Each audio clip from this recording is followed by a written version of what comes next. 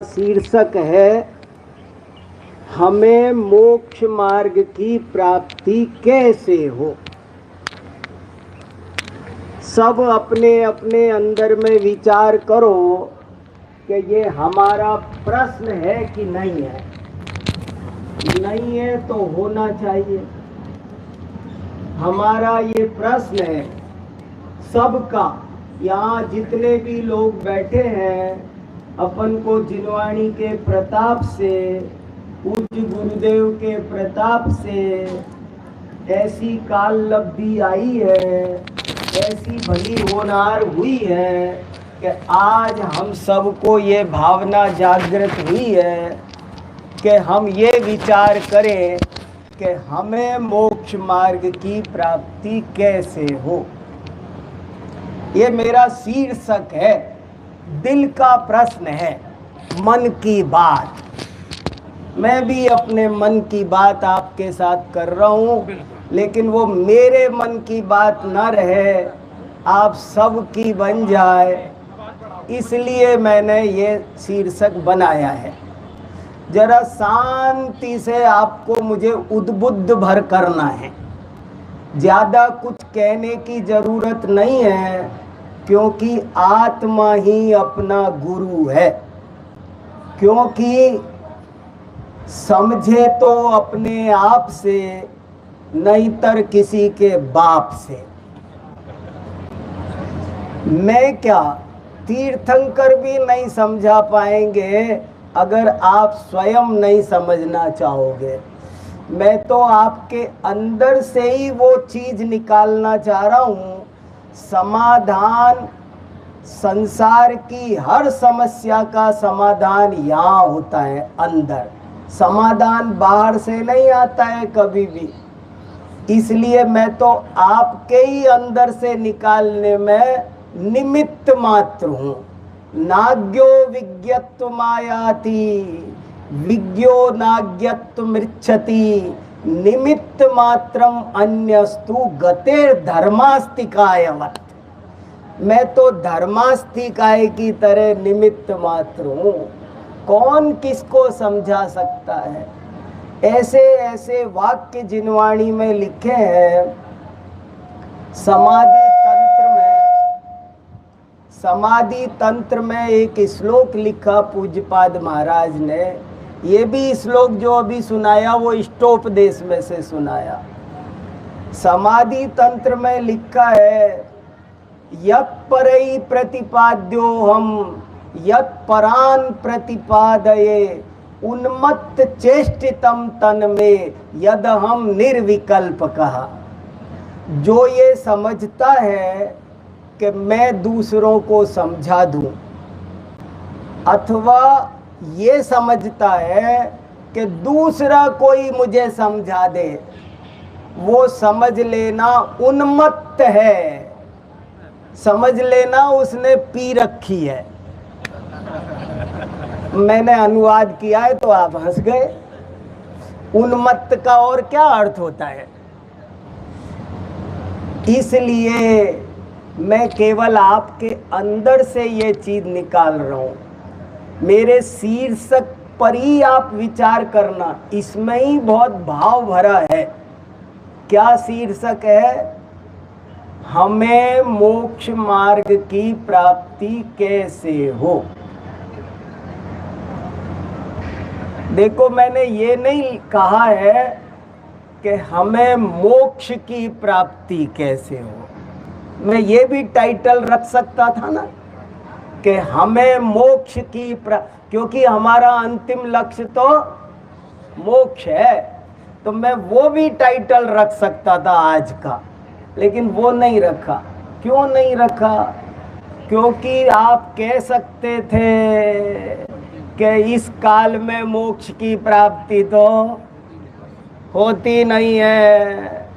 मैं मेरी बात अव्यावहारिक कहकर हवा में नहीं उड़ाना चाहता था। इसलिए मैंने शीर्षक रखा है कि हमें मोक्ष मार्ग की प्राप्ति कैसे हो।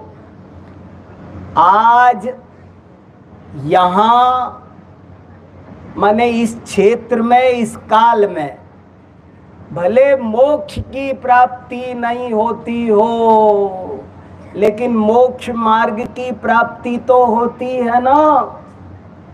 आप मोक्ष के बारे में ये कह सकते हो हम क्या करें, हम तो चले जाते, पर आजकल जाते नहीं है। बड़े उस्ताद हैं हम।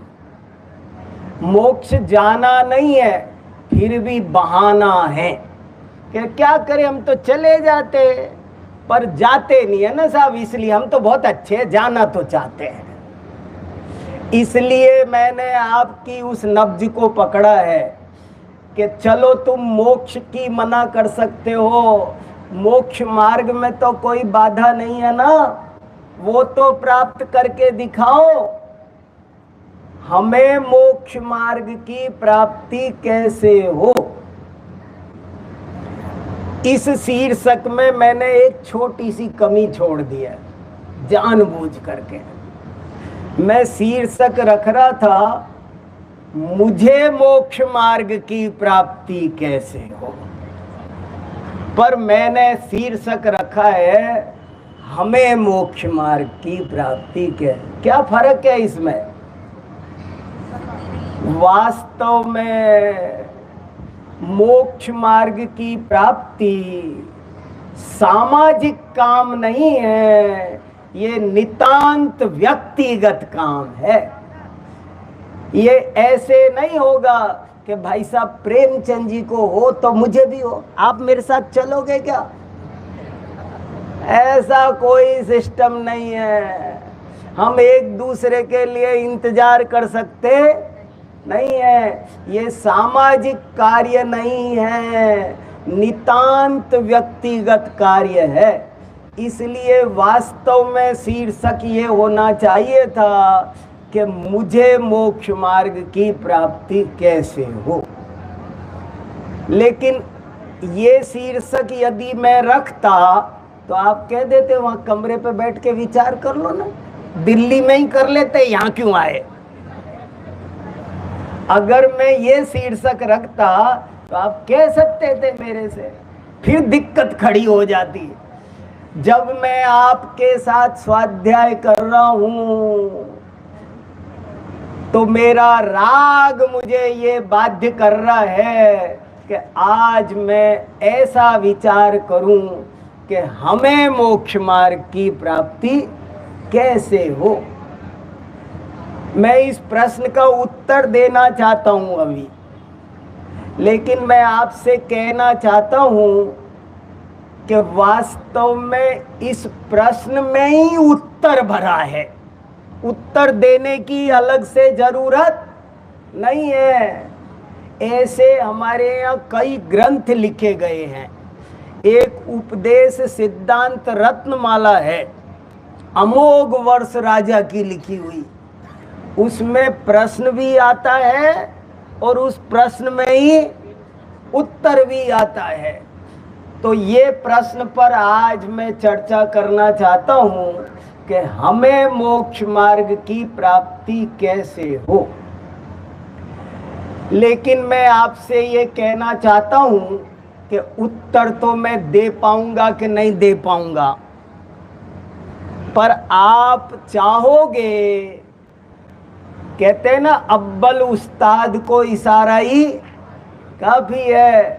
आप चाहोगे तो इस प्रश्न में से ही उत्तर निकाल लोगे। कैसे निकाल लोगे?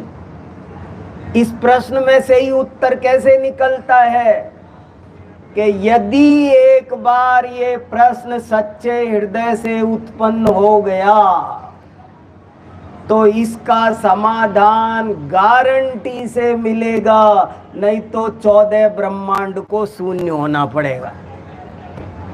ये प्रश्न हृदय से उठ जाए।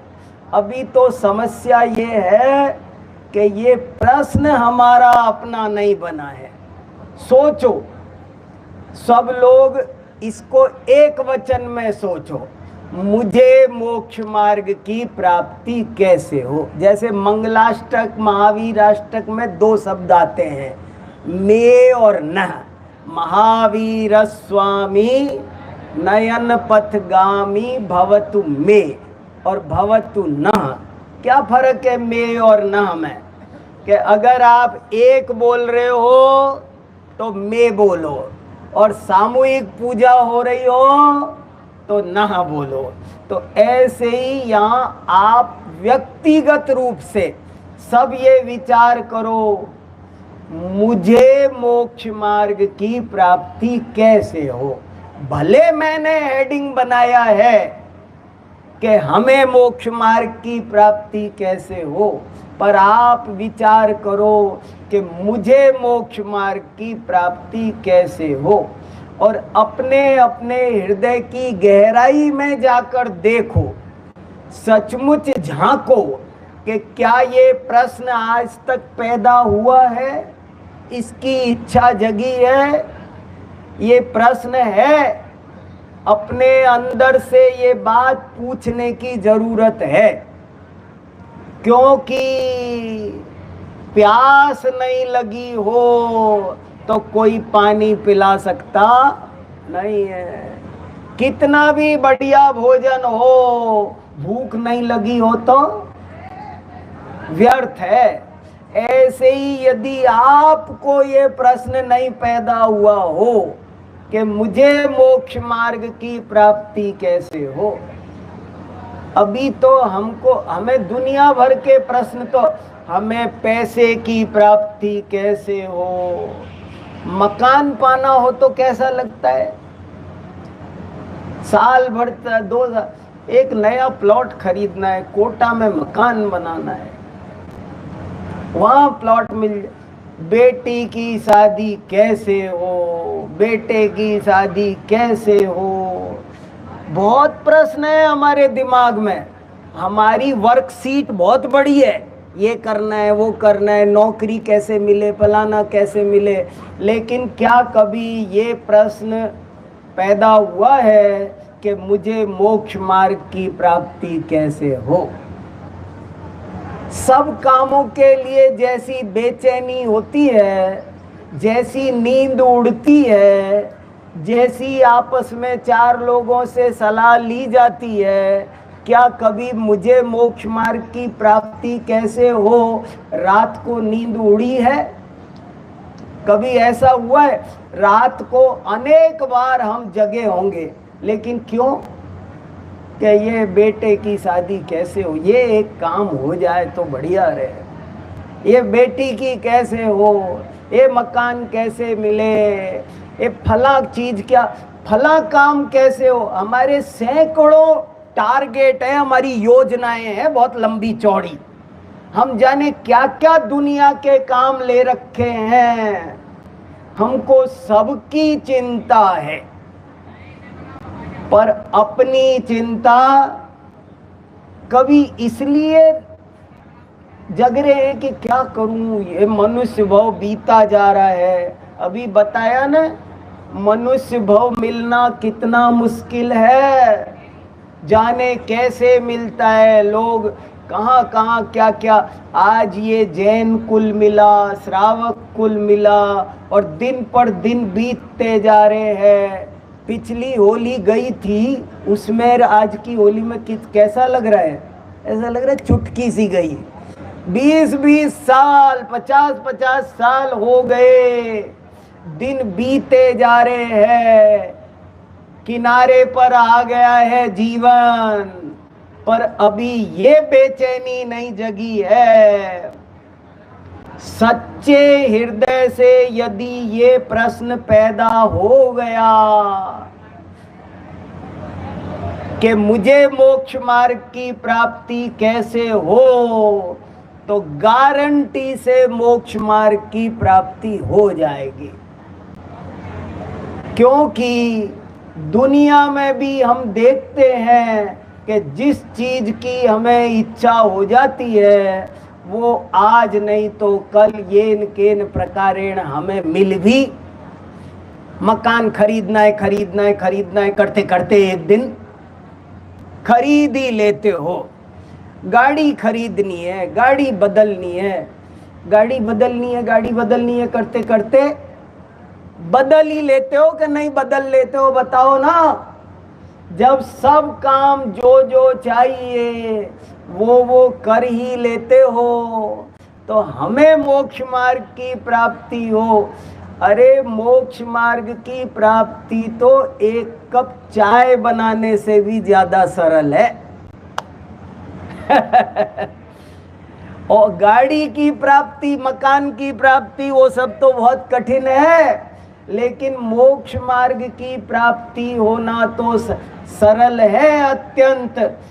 सबसे बड़ी बाधा एक ही है कि हमें मोक्ष मार्ग चाहिए ही नहीं।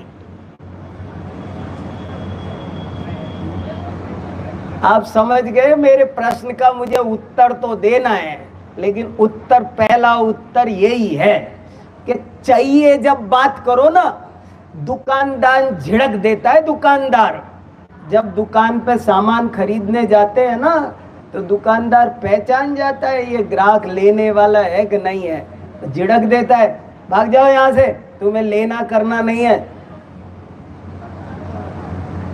और हम यहाँ कहते रहते हैं हमें मोक्ष मार्ग की प्राप्ति कैसे हो, आप बता दो, हम बताते जाएं।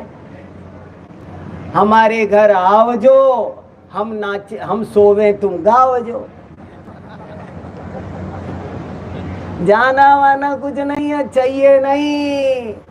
सबसे बड़ी बाधा मोक्ष मार्ग में ये है कि हमें मोक्ष मार्ग चाहिए नहीं। अंदर की टटोलो, छुपाओ नहीं, मायाचार छोड़ो। अपेत कहता हो, निष्कपट मन से धर्म हो सकता है, इसमें चालाकी चलती। बहुत उदाहरण दिए शास्त्रों में, एक उदाहरण बहुत अच्छा आता है। एक तो वो भी संसार दर्शन का भी वैसा ही है, पर वो तो आप जानते ही हो। वैसा ही दूसरा एक और आता है, वो सुनाता हूँ, कम लोगों ने सुना होगा। एक सूअर था और वो गंदे झोड़ में लौट रहा था। गंदा झोड़ होता है ना, टट्टी पेशाब का बदबूदार झोड़, छोटा सा, उसमें लौट रहा था। तो ऊपर से कोई देवता गुजर रहे थे, आ रहे होंगे सीमंदर भगवान के यहाँ से, समोसरण से दिव्य ध्वनि सुन के।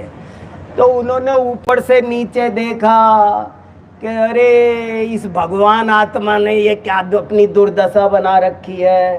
करुणा आई, उतर के नीचे आए और उससे कहने लगे, ये तुमने क्या दशा बना रखी है, आओ हमारे साथ विमान में बैठो पीछे, हम स्वर्ग में जा रहे हैं, वहाँ नंदन वन में आराम से वहाँ क्रीड़ा करना, ये क्या बदबू में पड़े हो। कहने लगे अच्छा, आज तो धनघड़ी धन दिवस ही हुई, धन भाग्य मेरा, बड़ी कृपा हुई, आप पधारे, जरूर चलूंगा, थैंक यू वेरी मच, अभी चलता हूँ। मैं 1 मिनट जरा एक करवट लौट लूँ इसमें। बोले हाँ, एक करवट लौट ले भाई। लौट लिया। बोले अब बैठ। बोले एक इधर से और लौट लूं। अच्छा भाई, इधर से भी लौट ले। कहने लगा चलूंगा, अभी चलूंगा, एक बार और लगा लूं। बोले हाँ, एक करवट और लगा ले। तो अब चल। ऐसे 5-7 बार हो गया, बहुत देर हो गई। तब उस देवता ने कहा, एक बात बताओ, तुमको चलना है कि नहीं चलना है? अगर नहीं चलना हो तो हमारी कोई जबरदस्ती नहीं है, बस तुम इतना बताओ कि तुम्हें चलना है कि नहीं चलना है, बस इतना बता दो हमें। तो वो कहने लगा कि वो ऐसे चलना तो है,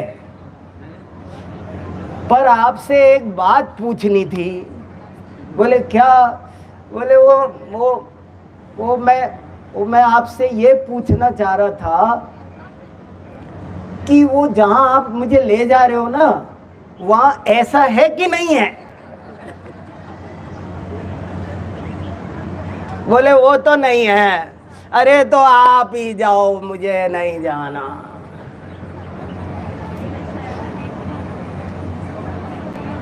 बस ये किसकी कहानी है? श्रीमद रायचंद्र ने एक पंक्ति लिखी है, एक ही कमी है, ये जीव में पात्रता नहीं बनी है। एक ही कमी है, पात्रता नहीं बनी है। एक ही कमी है, पात्रता बनने के बाद काम होने में देरी लगती नहीं है। अभी तो 5 इंद्री के विषय भोगों में मजा आ रहा है, परिग्रह में मजा आ रहा है। अभी तो हमको विकथाएं अच्छी लग रही है, 4 रात जगवा लो। पॉलिटिक्स में रस है, क्या हो रहा है मोदी का, क्या लोग मेरे से पूछा है एक न किसी ने, बोले आप केजरीवाल का क्या चल रहा है। मैं दिल्ली से आया, बड़ा रस है विकथाओं का। बड़ा अच्छा, आज भोजन में क्या बना है, सब हर काम का रस है। ये रस नहीं टूटेगा तो मोक्ष मार्ग की प्राप्ति कैसे हो। बातें तो बहुत सारी है, इसी पर हो सकती है, पर थोड़े थोड़े संकेत छोड़ते हुए आगे बढ़ता हूं। अब उत्तर खोजते हैं, हमें मोक्ष मार्ग की प्राप्ति कैसे हो। बड़े भाग्य से किसी जीव को ऐसी इच्छा होती है, ऐसा प्रश्न जगता है, ऐसी भावना बनती है कि मुझे मोक्ष मार्ग की प्राप्ति कैसे हो। वरना और इच्छाओं में ही प्राय सभी जीव 84 लाख योनियों में भ्रमण कर रहे हैं।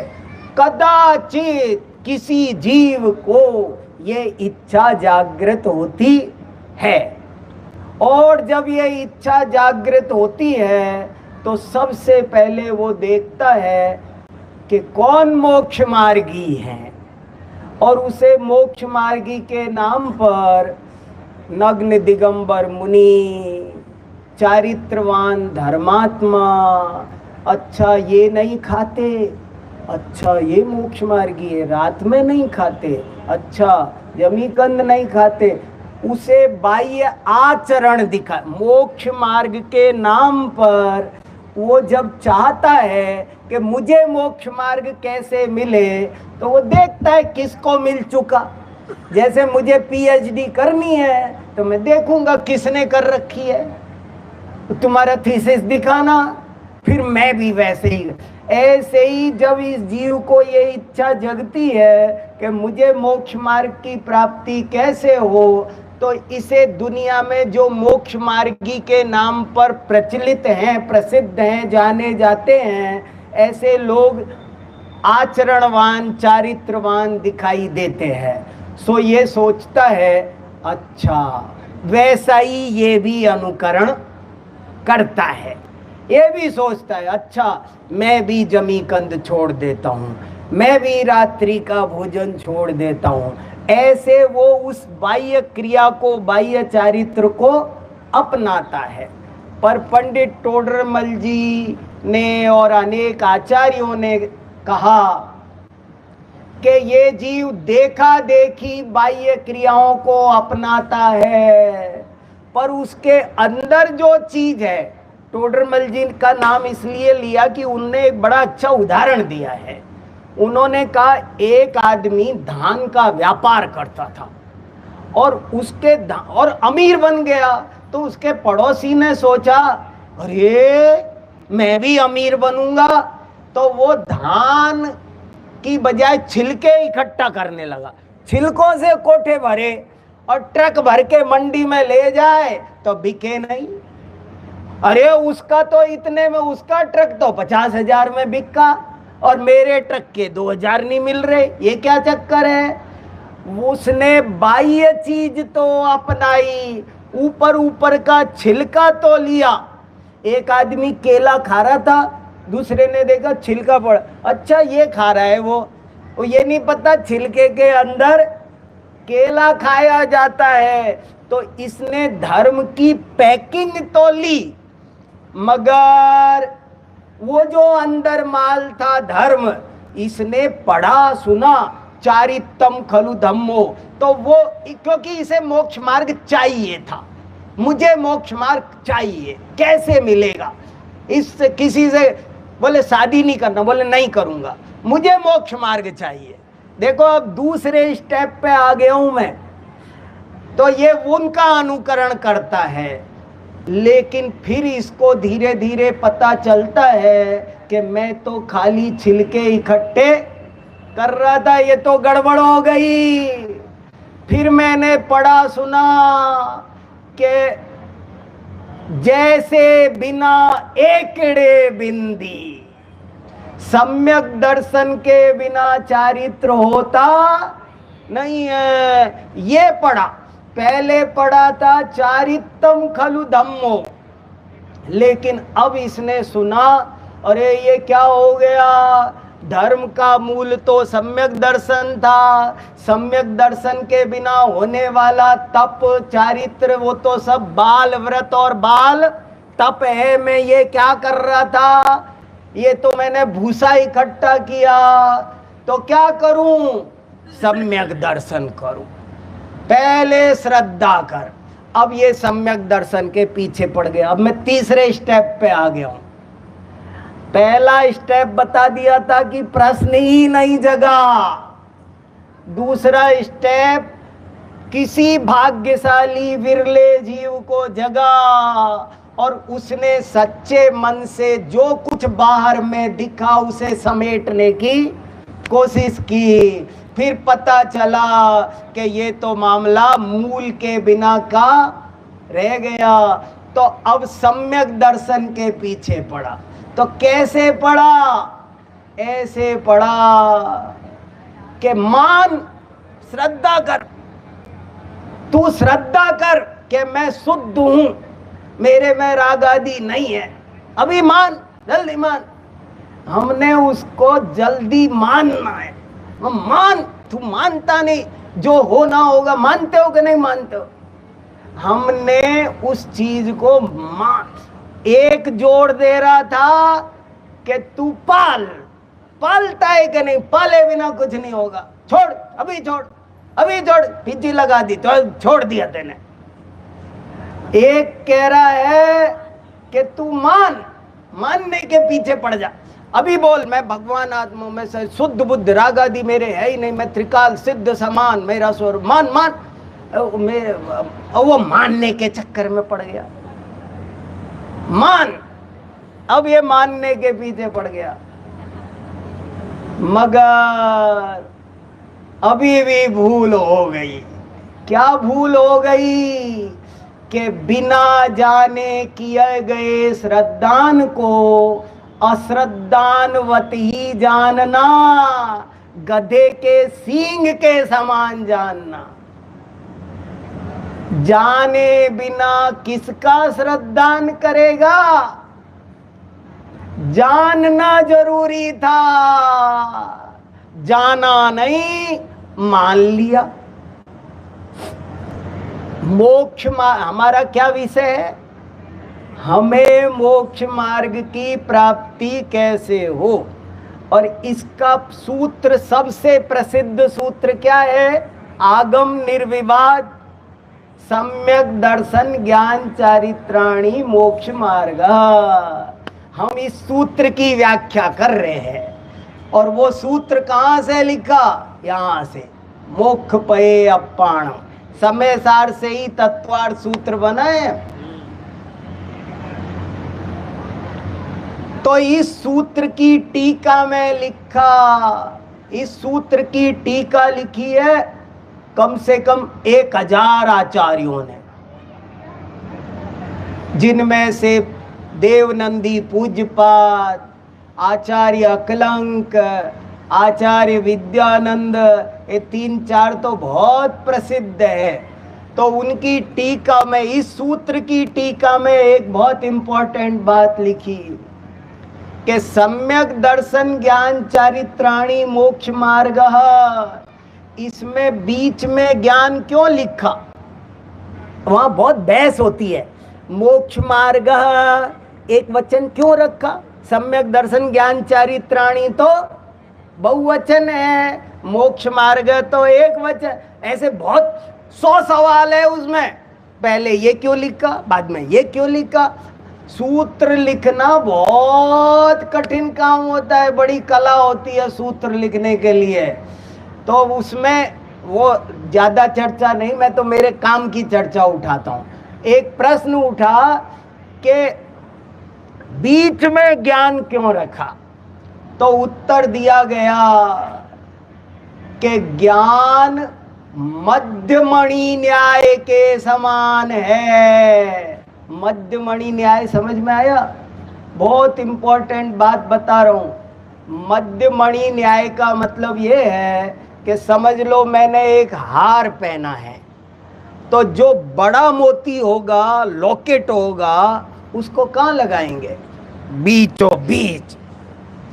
ऐसे ही बोले ज्ञान मध्यमणि के समान है, वो दोनों का कंट्रोलर है। ज्ञान को बीच में क्यों रखा? बोले वो मध्य दीपक है।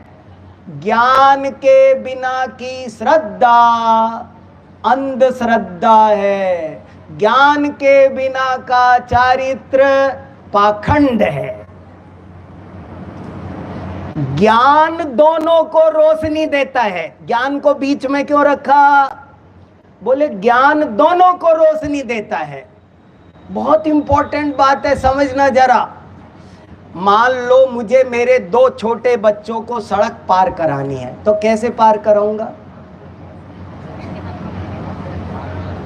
बीच में मैं लगूंगा, एक को इस हाथ से पकड़ूंगा, एक को इस हाथ से पकड़ूंगा।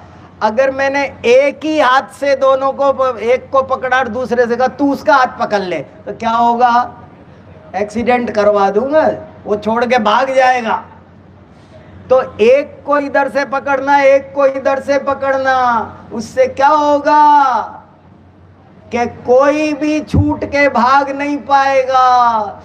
बोले इसीलिए हमने ज्ञान को बीच में रखा कि न वो श्रद्धा को भागने देगा, न वो चारित्र को भागने देगा। दोनों को रास्ते पर बताने वाला कुतुबनुमा पथ भ्रष्ट नहीं होने देगा। इसलिए बीच में इधर क्लच है, इधर एक्सीलेटर है, बीच में ब्रेक है।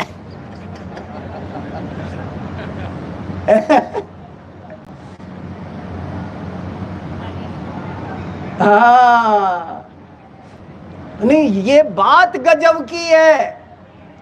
पहले क्या कर रहा था वो? चारित्र के पीछे पड़ा था। फिर किसके पीछे पड़ गया? समाज में एक वर्ग है जो उसके पीछे पड़ा है। समाज में एक दूसरा वर्ग है, वो कह रहे मानो मानो, जल्दी मानो। मानते नहीं तुम मान में सिद्ध। अरे कैसे मानो? जाना है नहीं, समझना है नहीं, मैं कैसे सिद्ध समान हूं, कैसे जो होना है सो होता है। तू मानता तो है नहीं, मानू कैसे? पहले समझाओ ना। समझे बिना जाने किए गए श्रद्धान को अंधश्रद्धान, अश्रद्धान। समय सार में भी 20 जगह जय नाम को विपुरी सो रायाणम जानी ऊण सद्धहदी। सद्धहदी पहले लिखा कि जानी ऊण, क्या क्रम होना चाहिए? जानकर श्रद्धा करो।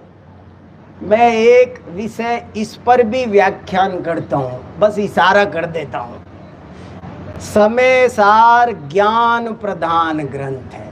आपने ये तो बहुत सुना होगा कि समय सार दृष्टि प्रधान ग्रंथ है, ये तो खूब सुना होगा। लेकिन मैं 1 घंटे का एक व्याख्यान करता हूँ समय सार ज्ञान प्रधान ग्रंथ। आप शुरू से अंत तक अब मेरी नजर से पढ़ के देखना। समय सार में सब कुछ नाणम पडिक्रमणम, ज्ञान क्या है, प्रतिक्रमण क्या है, नाणम पच्चखाणम, ज्ञान ही प्रत्याख्यान है, ज्ञान ही प्रतिक्रमण है, ज्ञान मात्रा देव आश्रव निरोध। कैसे आश्रव निरोध हो रहा है? ज्ञान से। नाणम दीक्षा, दीक्षा किसे कहते हैं? ज्ञान का नाम दीक्षा है। धवला में एक शब्द आता है पदिष्ठा बुद्धिवाचको, प्रतिष्ठा जानते हैं ना, पंचकल्याणक प्रतिष्ठा, बहुत भाग लिया होगा, पर प्रतिष्ठा शब्द का अर्थ पूछा जाना कभी? धवला में लिखा है पदिष्ठा बुद्धिवाचको। प्रतिष्ठा शब्द क्या है? प्रतिष्ठा शब्द ज्ञान का पर्यायवाची है। प्रतिष्ठा कहाँ होती है? यहाँ होती है। हम क्या समझ रहे हैं? पत्थर में। प्रतिष्ठा पत्थर में नहीं होती। वो जो मूर्ति 8 दिन पहले आई थी, उसमें 8 दिन बाद क्या फर्क पड़ जाता है? 10-5 ग्राम वजन बढ़ जाता है? कुछ नहीं होता। पर यहाँ फर्क पड़ जाता है। जो कल तक प्रतिमा थी वो आज परमात्मा बन गई। तो असल में तो ज्ञान का महत्व है। जैन दर्शन एक बहुत ज्ञान प्रदान दर्शन है और इसमें ज्ञान का महत्व है। जाने बिना कुछ नहीं होता। हम जब जानेंगे जैन दर्शन, मैं बात को थोड़ा समेटने की कोशिश कर रहा हूँ, मैं बहुत प्यार से कुछ बात कहना चाह रहा हूँ। कोटा के सब आत्मार्थी भाई बहन, मुमुक्षु आश्रम का ये पवित्र प्रांगण, विद्यालय का ये अवसर, मेरा आज रोम रोम प्रसन्न है। मैं बहुत अच्छे मन से आया हूँ और बहुत अच्छे मन से बोल रहा हूँ।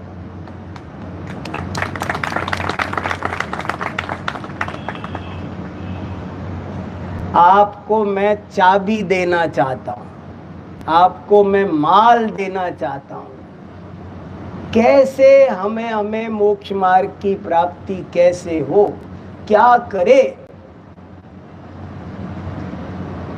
जैन दर्शन किसी को थोपने से आता नहीं है। जैन दर्शन जबरदस्त है, जबरदस्ती का नहीं है।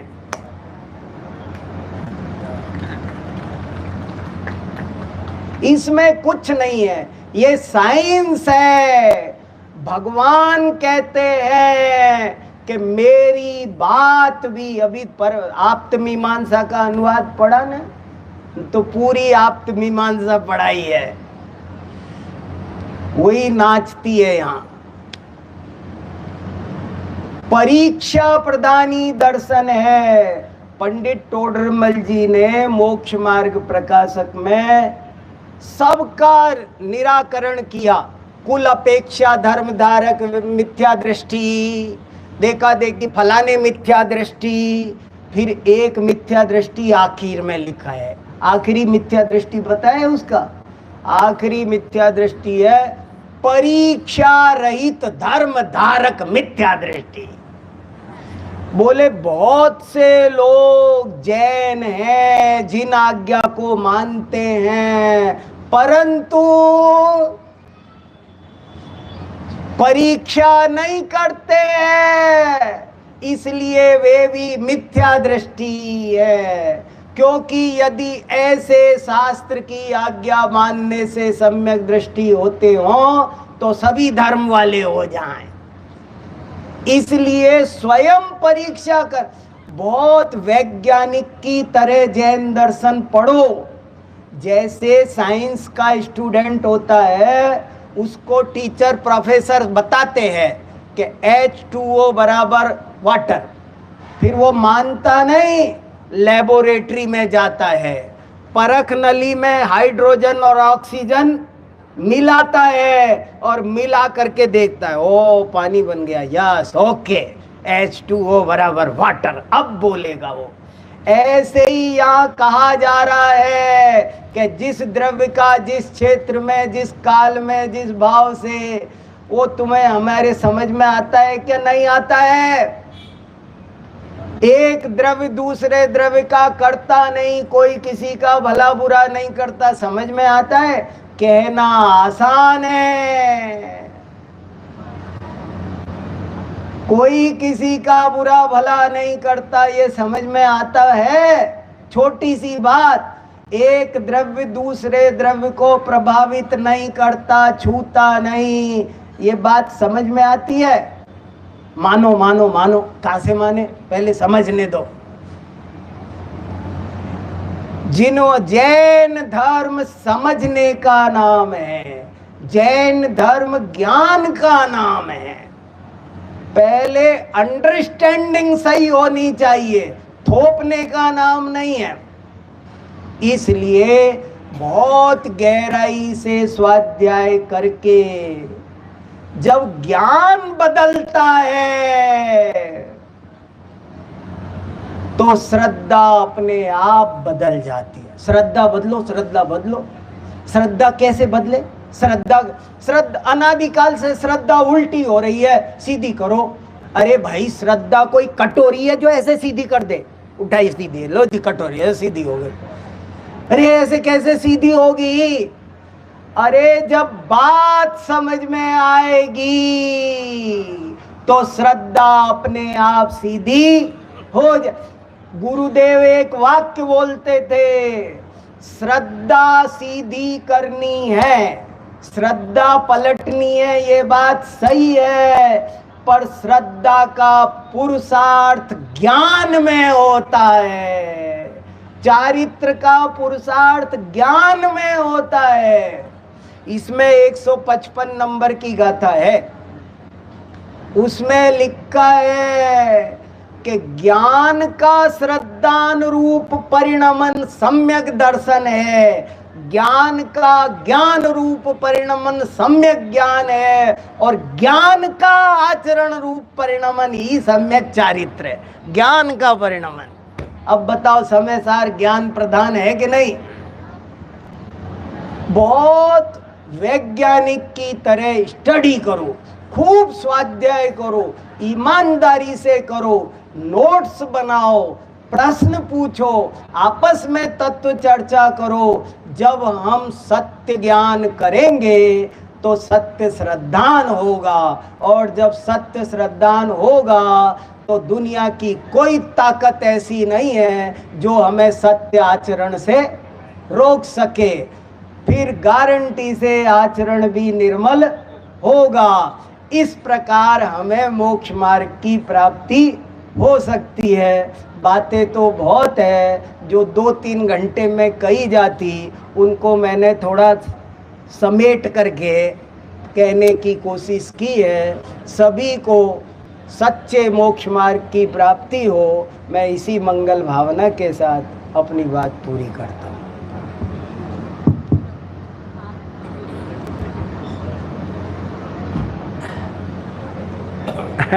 भाई साहब डॉक्टर वीर सागर जी, जो आज मतलब आप तो घंटे 2-4 घंटे कितना भी सुनो तो आपको आनंद आता रहेगा। आपका विषय विद्वानों को भी बहुत प्रिय लगता है। जैसे प्रतिष्ठा शब्द का अर्थ किया तो आदमी ये सोचता है कि भाई भगवान बन गए, भगवान बन गए, ज्ञान में ही नहीं है तो प्रतिष्ठा कैसी। बहुत ही अद्भुत आपका व्याख्यान रहा। हमारा 2 दिवसीय कार्यक्रम में पूरे कोटावासी यहाँ पर पधारते हैं। 2 दीक्षांत समारोह हमारे यहाँ होंगे। अभी प्रातःकाल 1 घंटे के अंदर हमारा 10th वालों का, जो 8th 9th 10th तक विद्यार्थी यहाँ से पढ़कर निकलते हैं। आगे तो भावना ये बन रही है कि 12th तक ही हम पढ़ाएंगे। हो सकता है अगले साल से हम शुरू कर दें वो, क्योंकि बच्चों का फिर वो आधा रह जाता है फिर आगे 11th-12th कहाँ करें, एक वो समस्या बनी रहती है। तो यहाँ से 12th भी हमारा शुरू हो सकता है और होगा ही। इधर हमारे बाल ब्रह्मचारी अचल जी भाई साहब का तो विद्यार्थियों को देखकर इतने प्रफुल्लित हुए, मुझे आते ही बोले कि विद्यार्थियों के लिए 11,000 रुपये मेरी तरफ से भोजन का। जोरदार बाल ब्रह्मचारी अचल जी भाई साहब, आपको ये ब्रह्मचारी जी लग रहे हैं, इनमें कम से कम 100 एकड़ जमीन है। और हमारा सोनागिरी ट्रस्ट संभालते हैं, स्वयं हमारे प्रेमचंद जी भाई साहब वहाँ के अध्यक्ष हैं, और वहाँ बहुत जल्दी प्रतिष्ठा संपन्न होगी। सोनागिर में जो हमारा त्यागी व्रती आश्रम है वहाँ पर होगा। और हमारे आज के इस कार्यक्रम में जो मुख्य कलश विराजमान किया श्रीमान वीरेंद्र जी हरसोरा, उन्होंने इस खुशहाली में 21,000 रुपये की राशि बोली है। जोरदार उनका हम अनुमोदना करते हैं। हमारे जितने भी कलश विराजमान करता हैं सबने 11,000 रुपये और 5,000 रुपये जिनवाणी विराजमान कर्ताओं ने बोला है, उनका हम अभिनंदन करते हैं। और भी किसी का भाव हो तो हमारे यहाँ जो विद्यार्थी पढ़ते हैं, वैसे तो हम इस सूचना कल देंगे, कल हमारा मुख्य कार्यक्रम है यहाँ पर कि जो इंग्लिश मीडियम के विद्यार्थियों की न्योछावर राशि संस्था मात्र 21,000 रुपये लेती है और शास्त्रियों की 31, जबकि एक विद्यार्थी पर खर्च आता है 80 से 90,000 रुपये। मतलब इतनी महंगाई है, फिर भी इतने महंगाई के कारण भी मुमुक्षु आश्रम में विद्यार्थी बढ़ते ही जा रहे हैं, घटने का नाम नहीं लेते। मतलब हम कोई ज्यादा प्रचार नहीं करते, यहाँ 8-10 विद्वान माने जो भी आता है यहाँ के वातावरण को देखकर इतना प्रसन्न हो जाता है। हम कहते हैं भाई साहब से विद्यार्थी कम कर दो, वो कहते हैं नहीं हमें 200-250 करना है विद्यार्थी। ये भाई साहब की पवित्र भावना है यहाँ पर ये। और बहुत जल्दी ऐसा होगा जब हमारी पीछे की बिल्डिंग बनकर तैयार हो जाएगी, तब हमारे पास काफी जगह रहेगी आराधना धाम की, तो उस समय हम 200 विद्यार्थी भी यहाँ लेंगे, वो दिन दूर नहीं है। किसी की भावना हो तो हमारे इस मुमुक्षु आश्रम में विद्यार्थियों के आहार दान में या आज के कार्यक्रम में आप राशि घोषित कर सकते हैं। अभी हम बिना विलंब के संक्षिप्त में या जिनवाणी स्तुति के पश्चात यहाँ पर आप देखेंगे नन्हे मुन्ने बच्चे जो नन्हे मुन्ने बच्चे हैं यहाँ पर 10th पढ़कर आए हैं, वो 10th पढ़कर निकल रहे हैं। उनका दीक्षांत समारोह का कार्यक्रम प्रारंभ होगा। जावाणी के ज्ञान से सूझे लोकालोक